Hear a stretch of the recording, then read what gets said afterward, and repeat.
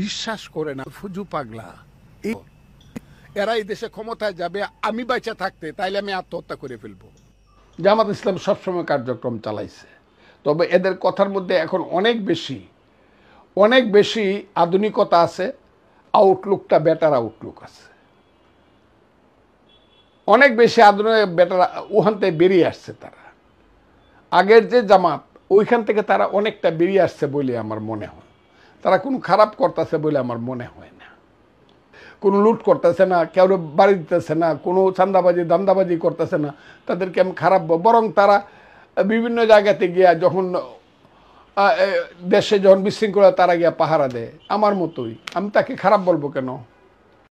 আমরা 47ও কমো 71 কমো, কিন্তু আসলে হলো 24। এরা হলো বেজন্মা। আমি এদেরকে বলি তোরা বাংলাদেশ থেকে যা। আমি জামাতের করোনা নিয়ে 1 সেকেন্ড এই পৃথিবীতে বাঁচতে চাই না। আমার নাম ফজলুর রহমান।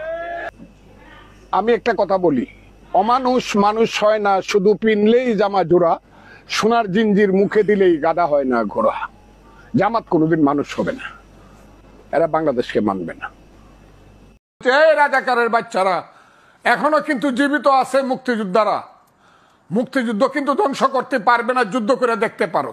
বাংলাদেশে জামাতের পাওয়ার এখনো অনেক বেশি, কারণ ব্যাংক তাদের, ইন্স্যুরেন্স কোম্পানি তাদের, হসপিটাল তাদের, শত শত কোটি টাকা তাদের, হাউজিং ব্যবসা তাদের, শিবিরের মতো একটা ক্যাডার ভিত্তিক দল তাদের, যারা ঢাকা বিশ্ববিদ্যালয় দখল করে রাখছে, তাদের শক্তি আছে, কিন্তু তাদের শক্তি আছে, ইট ইজ লিমিটেড।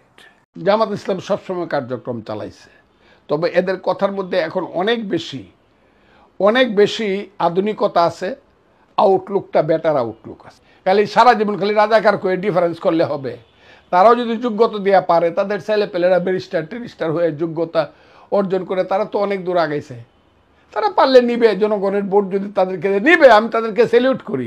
আমি তাদের প্রতি আমার কোনো হিংসা বা দেশ নাই, এবং আমি এটাও মনে করি না যে সবই রাজাকার। এখন রাজাকার অনেক কমে গেছে, 1-2% জামাতের মধ্যে আছে কিনা আমি জানি না, কারণ সব মরে আছে, সব শেষ। খালি সারা জীবন খালি রাজাকার করে ডিফারেন্স করলে হবে? তারাও যদি যোগ্যতা দেওয়া পারে, তাদের ছেলে পেলেরা ব্যারিস্টার টেরিস্টার হয়ে যোগ্যতা অর্জন করে, তারা তো অনেক দূর আগাইছে। তারা পারলে নিবে, জনগণের ভোট যদি তাদেরকে নিবে, আমি তাদেরকে স্যালিউট করি। আমার কথাটা কি আপনি, আমি তাদের অন্ধ বিরোধী না তো। জামায়াত ইসলাম 5 আগস্টের পর যে কার্যক্রম চালিয়ে যাচ্ছে, এটাকে আপনি কিভাবে দেখছেন? জামাত ইসলাম সবসময় কার্যক্রম চালাইছে, তবে এদের কথার মধ্যে এখন অনেক বেশি আধুনিকতা আছে, আউটলুকটা বেটার আউটলুক আছে, অনেক বেশি আধুনিক বেটার ওখান থেকে বেরিয়ে আসছে। তারা আগের যে জামাত ওইখান থেকে তারা অনেকটা বেরিয়ে আসছে বলে আমার মনে হয়।